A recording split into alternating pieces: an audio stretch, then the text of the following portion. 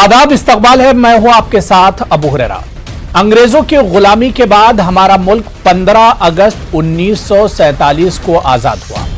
इस दौरान हजारों और लाखों मुजाहिदीन आजादी ने जद्दोजहद की और अपनी जानों की कुर्बानी देने से भी गुरेज नहीं किया। आजादी की जद्दोजहद के दौरान बड़ी तादाद में उलमा ने भी हिस्सा लिया और अपनी जानों की कुर्बानी दी। आजादी के बाद हमें दस्तूर की जरूरत पड़ी और इस पर एक लंबी बहस और गौर व फिक्र के बाद मुल्क का दस्तूर बनकर तैयार हुआ। इस दस्तूर में हमारे मेमारों ने हर समाज, हर शोबे और हर तबके का बराबर ख्याल रखा। लेकिन हालिया कुछ सालों में मुल्क में बेचैनी का माहौल है। जमहूरियत के साथ चंद शरपसंद खिलवाड़ करते हैं। ऐसे अनासिर को आखिर कैसे उखाड़ फेंका जाए, या जो लोग मुल्क को तोड़ने की, आपस में दूरियां लाने की बात कर रहे हैं, इन दूरियों को कम कैसे किया जाए, मुल्क की जमहूरियत को हम आखिर मजबूत कैसे करें, इसी पर हम बात करेंगे। बहुत खास मेहमान मेरे साथ जुड़े हुए हैं। बहुत जल्दी अपने मेहमानों का आपसे तारुफ करा देता हूं। मेरे साथ डॉक्टर सैयद जफर महमूद साहब, जो कि सदर है ज़कात फाउंडेशन ऑफ इंडिया के, डिबेट में मेरे साथ जुड़े हुए हैं। फिरोज बख्त अहमद साहब, जो कि मुस्लिम दानिश्वर है, इंटेलेक्चुअल है, वो भी इस डिबेट का हिस्सा है। जॉन दयाल साहब राइटर हैं और सामाजिक कारकुन है, एक्टिविस्ट है, वो भी इस डिबेट पे जुड़े हुए हैं। और डॉक्टर एच.एस. रावत साहब हिंदू धर्म गुरु हैं और अक्सर मेरे साथ डिबेट में जुड़ते हैं, वो भी इस डिबेट का हिस्सा है। सभी मेहमानों का बहुत इस्तकबाल है न्यूज़ 18 उर्दू में। मैं सबसे पहले सैयद जफर महमूद साहब आपसे ही शुरुआत करना चाहूंगा। सर, यौम जमहूरिया का जो जश्न होता है वो इस वजह से होता है कि इस दिन हमारे मुल्क का दस्तूर बना था, बल्कि दस्तूर का निफाज एक तरह से हुआ था। लेकिन सैयद जफर महमूद साहब, हम देख रहे हैं कि आज दस्तूर की बालादस्ती पर ही एक तरह से सवाल उठ रहा है। सर,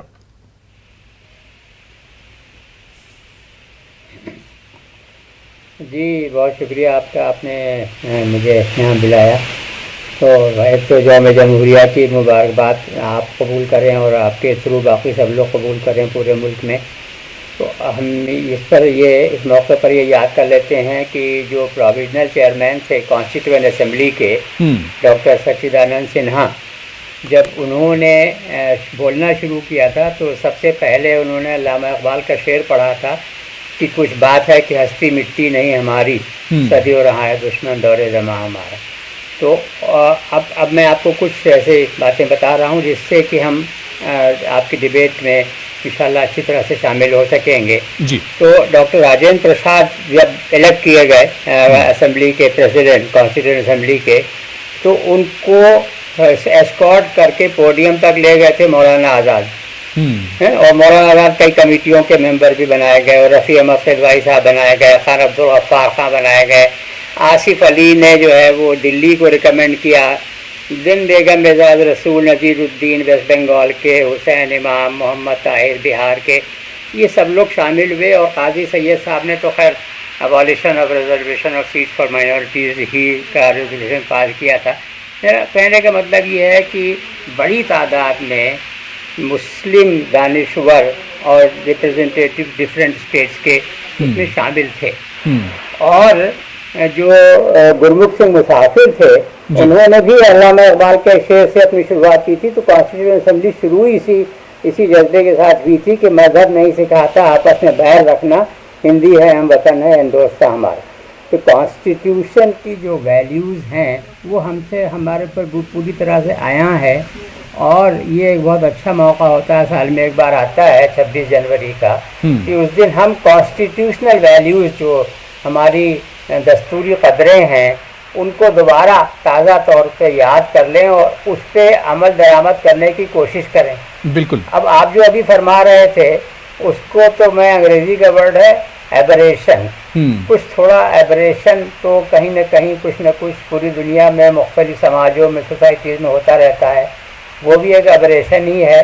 और बहुत कम फीसद लोग हैं हिंदुस्तान के जो उससे एग्री करते हैं। तो लिहाजा ये कि, और जाहिर है एक्सेप्शन जो suppose the rule root the rule, यानी कि अगर सभी लोग जो हैं वो रूल को मानने लगें तो रूल की अहमियत ही कम हो जाती है।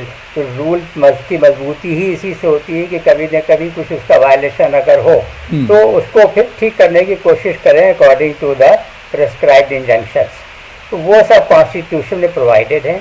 द ओनली थिंग इज ये कि जो शहरी हैं ज़्यादातर 90% से ज़्यादा बहुत समझदार पढ़े लिखे काबिल लोग हैं, कॉन्शियस हैं अपने कॉन्स्टिट्यूशनल वैल्यू से सब लोग। तो लेकिन ये कि उस अपना घर बार अपना धंधा वो ज़रूर करें, लेकिन उसके साथ साथ जो है वो देश का ख्याल करते हुए देश हित में इस पर भी तवज्जो देने की बड़ी ज़रूरत है कि अगर कहीं कॉन्स्टिट्यूशनल वैल्यूज़ का वायलेशन हो रहा है तो उसकी पकड़ होनी चाहिए और उसका जो कॉन्स्टिट्यूशन में प्रोवाइडेड है जो तरीक़ेकार उसको इस्तेमाल करके और उसका निवारण किया जाना चाहिए। बिल्कुल, मुल्क को तोड़ने वाले और आप भाईचारे को तोड़ने वाले और खासतौर से जमहूरियत के लिए जो नुकसानदेह हैं उन पर उनकी गिरफ्त होनी चाहिए। बहुत अच्छी शुरुआत आपने की है सैयद जफर महमूद साहब। मैं फिरोज बख्त अहमद साहब आपके पास आना चाहूंगा। फिरोज साहब, हमने देखा कि जो सरकार है वो सबका साथ, सबका विकास और सबके विश्वास की बात करती है, लेकिन फिर भी हम देखते हैं सर कि जमहूरियत को लेकर और कुछ ना कुछ एक ऐसा कोना जरूर है जहां पर बेचैनी सी नजर आती है। सबका साथ, सबका विकास, सबका विश्वास के नारे के बाद भी मुल्क में एक बेचैनी सी रहती है। जी अबू हुरैरा साहब, अच्छा सवाल है आपका, और हमारे दोस्त जो हैं उन्होंने बहुत अच्छा इसका जवाब दिया, जफर महमूद साहब ने भी। मैं उन्हीं की बात को आगे बढ़ाऊंगा। जी जी, देखिए ऐसा है, आपने एक बहुत ही एक इम्पोर्टेंट चीज ये कही कि कहीं ना कहीं ऐसा महसूस होता है कि कुछ मतलब समथिंग इज अपसेट, यानी वो बात नहीं है जो आप सोचते हैं कि वो होनी चाहिए। मैं उसका जवाब जरूर दूंगा। मैं अभी इनकी किताब पढ़ रहा था, क्या नाम, इंडिया आफ्टर गांधी, रामचंद्र गुहा की। रामचंद्र गुहा जो एक लेफ्टिस्ट समझे जाते हैं और जो उनका झुकाव है वो भी वाकई में एक लेफ्टिस्ट आइडियोलॉजी की तरफ है। उन्होंने ये लिखा कि हिंदुस्तान को जो भी चलाएगा, इनकी सोच है वो एक नेहरूवियन मॉडल पे चलाएगा। नेहरूवियन मॉडल इसलिए कि नेहरू हिंदुस्तान के पहले प्राइम मिनिस्टर थे, इस बात में कोई दो राय नहीं है। लेकिन इसका मतलब ये नहीं कि नेहरूवियन मॉडल जो है वो कांग्रेस का मॉडल है या फिर ये किसी पार्टी का मॉडल है। वो एक ऐसा मॉडल है जिस मॉडल से हिंदुस्तान पहले से भी चलता आया और आज भी चल रहा है। नेहरूवियन मॉडल का मतलब है जो अभी बात कर रहे थे आपने, सबका साथ, सबका विकास, सबका विश्वास, सबका प्रयास, ये सारी चीजें उस मॉडल में है। ठीक है, इसको आप नेहरूवियन मॉडल कहें, इसको आप इंदिरा गांधी मॉडल कहें, वाजपेयी मॉडल कहें, या अब लेटेस्ट इसमें मोदी मॉडल कहें, हिंदुस्तान ऐसे ही चलता आ रहा है, ऐसे ही चलेगा। अब आपके सवाल का असली जो कोर है, द कोर क्वेश्चन इज कि कुछ तबकात में आप सोचते हैं कि कहीं बेचैनी है। बिल्कुल, मेरा मेरा ख्याल है कि बेचैनी नहीं है। अल्लाह का शुक्र है, हर चीज, everything is in right place. और मुझे अफसोस जब होता है जब बड़े बड़े एक्टर, नाम किसका लूं मैं, चाहे वो आमिर खान हो, चाहे वो शाहरुख खान हो या कोई और खान हो, जब वो कहते हैं, बल्कि एक अभी शाह साहब का भी इसमें एक कमेंट आया था, वो पलटियां खाते रहते हैं, कभी कहते हैं मुझे हिंदुस्तान में डर लगता है, कभी कुछ कहते हैं। इस तरह की जब चीजें आती हैं, कुछ पॉलिटिकल लीडर्स हैं जो अपनी मतलब सीट को बचाए रखने के लिए अपनी जो भी उनकी एक थॉट प्रोसेस है उससे वो भटकाते रहते हैं। आम जो तबका है, जो तबका डर रहा है, मेरे ख्याल से मैं साफ बात कहूं तो अच्छा है, मुस्लिम तबके को डराते रहते हैं, भड़काते रहते हैं, भटकाते रहते हैं। वो ये कहते हैं कि देखो ये जो बीजेपी है, जो संघ परिवार है, ये आपका खून का दुश्मन है। और जब मोदी जी 2014 में आए थे, उससे पहले बड़ी ये जिसको हिंदी में कहते हैं भविष्यवाणी, पेशन गोई की गई थी, प्रोफेसी की गई थी, यहाँ खून की नदियां बह जाएंगी, गुजरात बन जाएगा। गुजरात नॉट पॉजिटिव, नेगेटिव, ऐसा कुछ नहीं है। हिंदुस्तान जैसे चल रहा था वैसी चलेगा और चल रहा है, डरने की कोई जरूरत बिल्कुल नहीं। यानी फिरोज साहब, आपकी नजर में मुल्क में सब कुछ ठीक ठाक चल रहा है और जमहूरियत के लिए मतलब कोई खतरा नहीं है मौजूदा वक्त में, अगर देखा जाए। इस पर हम आगे भी बात करेंगे। मैं चाह रहा हूं कि जॉन दयाल साहब और एच.एस. रावत साहब को भी डिबेट में जल्दी से जोड़ लेता हूं। मैं जॉन दयाल साहब आपके पास आऊंगा। सर, जो बात यहां पर फिरोज बख्त साहब ने कही है, क्या आप उससे एग्री करते हैं कि ऐसी कोई बात नहीं है, मुल्क में सब कुछ ठीक ठाक चल रहा है, जमहूरियत के लिए कोई खतरा नहीं है, धर्म संसद में जो बयान दिए जाते हैं वो मुल्क के लिए खतरा नहीं है, इसके अलावा मुस्लिम खवातीन पर जिस तरह से उन्हें सोशल मीडिया पर निशाना बनाया जाता है वो मुल्क के लिए खतरा नहीं है, तो आप क्या एग्री करते हैं? क्या आप इससे मुत्तफिक हैं? मैं माफी चाहूंगा, इससे पहले मेरे ये तो फिरोज साहब से अपोज करना तो जान जोखिम में डालने वाली बात हो जाएगी। मैं इनकी एक भी बात से नहीं मानता मैं और इसके लिए मैं 2 मिनट चाहूंगा आपसे। जी जी बिल्कुल, क्योंकि शायद मेरी आवाज और जो मैं कहूंगा बाकी लोगों से फर्क हो। आजादी और रिपब्लिक, आजादी, पाकिस्तान भी आजाद देश है, सऊदी अरेबिया भी, श्रीलंका भी, और सब फेल्ड है एक तरीके से। रिपब्लिक जो हमारी हिंदुस्तान की है, उसमें जैसे आपने अपने इंट्रोडक्शन में बहुत चीजें बातें की थी, उनको हमको परखना है कि हर चीज आज किस जगह पे है।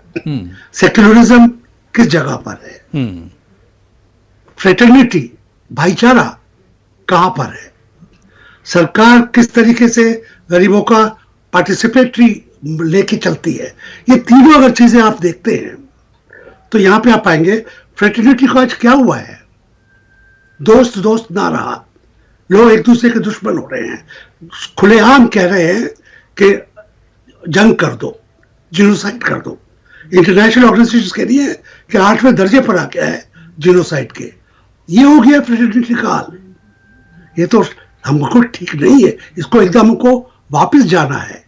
और अगर दूसरी जो बातें लेते हैं, पार्टिसिपेटरी क्या है, इकोनॉमी में गरीब तबका और गरीब हो गया है। 5, 10, 15 लोग जो खरबपति थे अब खरबपति के भी आगे चले गए हैं। ये इक्वालिटी है क्या? ना इक्वालिटी रही है, ना फ्रेटर्निटी रही है। और मेरा ख्याल है पिछले 10-1 साल में, और खासकर पिछले 7 साल में, इसके अंदर जो हम फिसले हैं वो बहुत गलत बात है। मेरे ख्याल अभी भी समय है कि हम कदम उठाएं, फ्रेटर्निटी, लोगों का भाईचारा बढ़ाए। खून खराबा जो आवाज भी उठाता है, चुप भी करता है, उसको पकड़ में जेल में डालिए आप। उसको बाकायदा टेररिस्ट डिक्लेयर कीजिए। जो कहता है फला फला का कत्ल कर दो, फला फला का पूरा देश से हटा दो, ये टेररिज्म नहीं है तो क्या है? जिसमें अल्पसंख्यक हैं, फिरोज साहब मैं जी जी जी, या डरेंगे तो क्या होगा? मेरा विचार है कि जो रूट्स थी रिपब्लिक की 1950 26 जनवरी को, जो हमने अपने आप को कानून दिया था, वो बहुत सख्त है, बहुत अच्छा है। उसके अंदर दरारें नहीं आनी चाहिए। उसको आप छेनी लेके तराशिए मत, वो ठीक ठाक है। उसको और खराब करने की जरूरत मत कीजिए आप। ठीक है, फिरोज साहब आप कुछ कहना चाह रहे हैं, उसके बाद मैं रावत साहब आपके पास आ रहा हूं, आप भी वेट कर रहे हैं जी। कहना चाहूंगा, मेरे अजीज दोस्त जॉन दयाल साहब को मैं बहुत अरसे से जानता हूं। दिल्ली में वो मिड डे अखबार निकालते थे, अब से 25 साल पहले मैं उसके लिए लिखता था। लेकिन मैं 2-1 उनकी बातों से मुत्तफिक नहीं हूं। जॉन दयाल साहब ने जेनोसाइड की बात की, बिल्कुल गलत है। जो भी करेगा जेनोसाइड की बात, चाहे वो धर्म संसद में हो, जो कहेंगे कि एक कौम को बिल्कुल जो है उसको हम खत्म करना चाहते हैं, या जेनोसाइड तो नहीं, लेकिन उससे मिलती जुलती बात अगर बरेली में कही जाए, आला हजरत इतना बड़ा नाम है, उनके अगर साहबजादे ये बात कहें कि अगर मैं अपने लड़कों को जो है खुला छोड़ दूं या उनको इजाजत दे दूं तो तहस नहस कर देंगे। इन चीजों से बचना चाहिए। India will never be run by these things. और रही बात इक्वालिटी की, फ्रेटर्निटी की, वो आज भी है। मैं जॉन दयाल साहब से, हालांकि आप अबू हुरैरा साहब इसके एंकर हैं, मैं जॉन दयाल साहब से पूछना चाहूंगा, आपने एक मुल्क के ऊपर एक, मैं ये तो नहीं कहूंगा, एक एलिगेशन ये लगाई कि यहाँ जो है फ्रेटर्निटी खत्म हो गई, इक्वालिटी और सेकुलरिज्म खत्म हो गया। दयाल भाई ये बताइए, आप माशाल्लाह से इतने दिन से यहाँ रह रहे हैं, आप टीवी बहसों पे आते हैं, बहुत मैंने बहसों में आपको देखा है और आपसे सीखा भी है, तो क्या आपको किसी ने रोका है? हिंदुस्तान में फ्रीडम ऑफ एक्सप्रेशन है, आप अच्छे से एक्सप्रेस करते हैं और आप जो एक्सप्रेस करना चाहते हैं अपने दिल से अच्छी तरह करते हैं। क्या किसी ने आपको रोका, किसी ने थ्रेटन किया, खुदा ना खास्ता कोई आप पे अटैक हुआ? तो ये थोड़ा सा मेरा सवाल है, हालांकि मुझे इसकी इजाजत नहीं है क्योंकि यहाँ अबू हुरैरा साहब सर, क्योंकि मेरे पास वक्त की कमी भी है। जॉन दयाल साहब शायद इसका जवाब भी देंगे, लेकिन मेरे पास वक्त की कमी है। जॉन दयाल साहब, मैं सर बहुत मुख्तसर में जवाब दीजिएगा। जी जी, मुसलमानों की बड़ी खुशहाली है, मगर अगर गरीब जनता, गरीब मुसलमान को जामा मस्जिद के पीछे छोटे गांवों में देखा जाए तो आपको दशा पता लगेगी। जेल में जो बंद है उनको देखा जाए तो पता लगेगी। वैसे अगर फिरोज साहब को देखा जाए तो मुसलमान की बड़ी खुशहाली है। चलिए ठीक है, मैं एचएस रावत साहब आपके पास आऊंगा और इसके बाद मैं डिबेट आगे बढ़ाऊंगा। मैं रावत साहब आपके पास आऊंगा। रावत साहब, मुल्क का माहौल देखकर, जहां पर धर्म संसद होती है और उस धर्म संसद में राज धर्म की बात ना करके एक तबके को टारगेट किया जाता है, निशाना बनाया जाता है, क्या आपको लगता है यौम जमहूरिया के इस मौके पर कि हमारी जमहूरियत को आज खतरा है? इस तरह की अगर स्पीचेस होंगी, इस तरह की हेट स्पीचेस होंगी, तो मुल्क को कहीं ना कहीं खतरा है ऐसे लोगों से।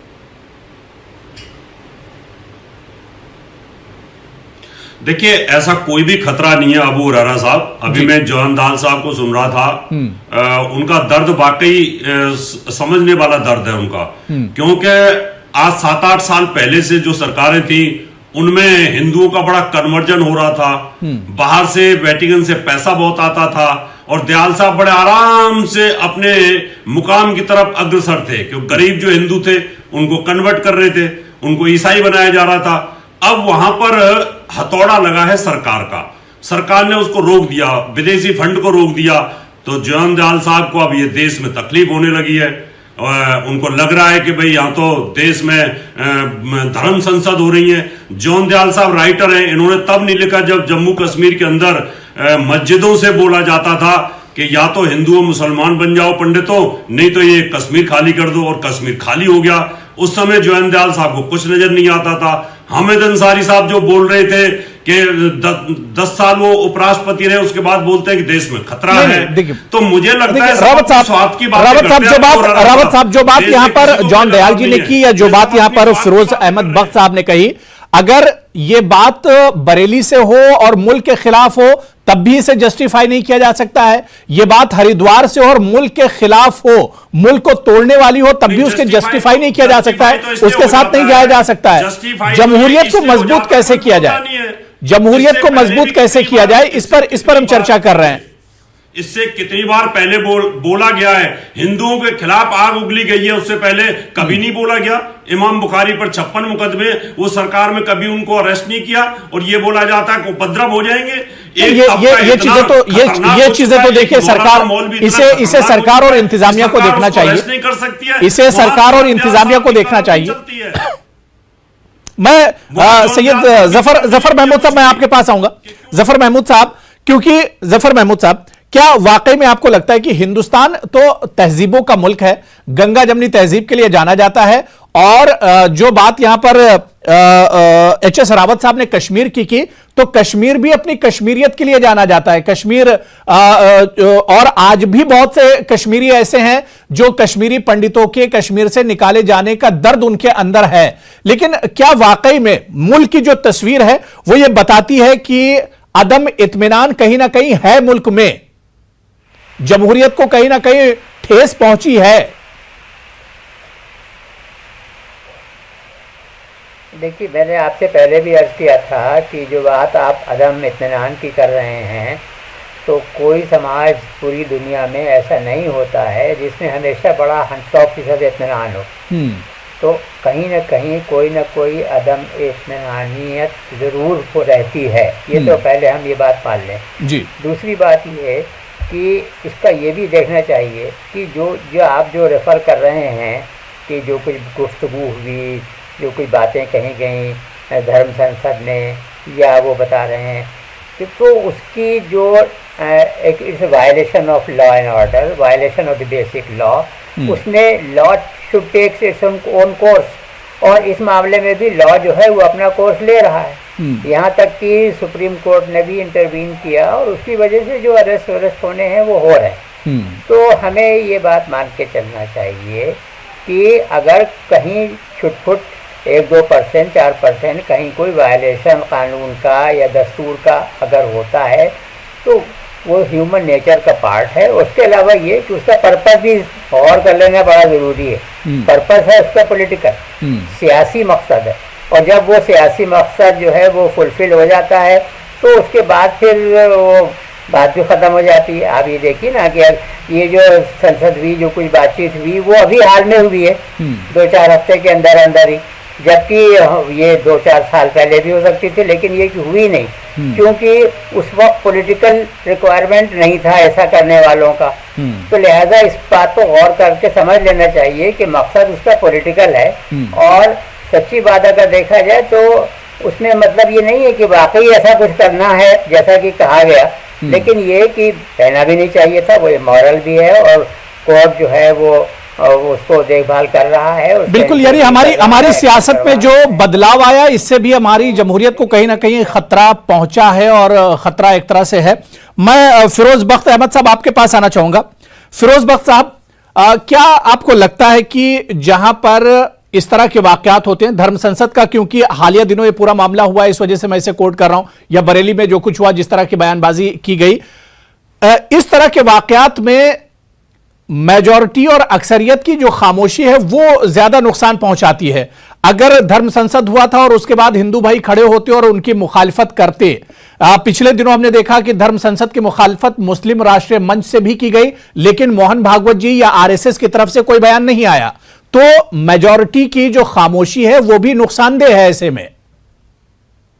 नहीं, आपकी इस बात को मैं मानता हूं, मेजॉरिटी माइनॉरिटी में यकीन नहीं रखता हूं, क्योंकि मेजॉरिटी और माइनॉरिटी वो चीजें हैं जो मुल्क को तकसीम करती हैं। These make India divided house. अच्छा, मैं इसमें ये कहना चाहूंगा आपसे कि आप देखिए, हम सॉल्यूशन की तरफ आते हैं। प्रोग्राम अब आपका खत्म होने वाला है। जी जी, खामोशी, मैं जॉन दयाल साहब आ रहा हूं सर, आ रहा हूं। सुनिए, मैं खामोशी की जवाब दे रहा हूं। अबू साहब सुनिए मेरी बात। खामोशी बिल्कुल ठीक नहीं है। आपने कहा कि मुस्लिम मंच से इसका आया, ठीक है, ये ऐसी चीज है जिसको कोई एक्सेप्ट नहीं करेगा। और अगर खुदा न खास्ता, देखिए कई इंसिडेंट्स ऐसे होते हैं जो टेररिस्ट इंसिडेंट्स होते हैं जो मुस्लिम नाम के लोगों के जरिए किए जाते हैं, उस पर भी हम लोग, मैं अपने को शामिल कर रहा हूं, हम लोगों को उसकी भी रोड पे आके उसकी मुखालिफत करनी चाहिए। बिल्कुल करनी चाहिए, हम वो नहीं करते, ठीक है। और मैं सोचता हूँ जैसे दारुल देवबंद ने एक बड़ा अच्छा फतवा जारी किया था 10-12 साल पहले, बकरीद से पहले उन्होंने ये फतवा जारी किया था। हम अपने मुस्लिम भाइयों से दरख्वास्त करते हैं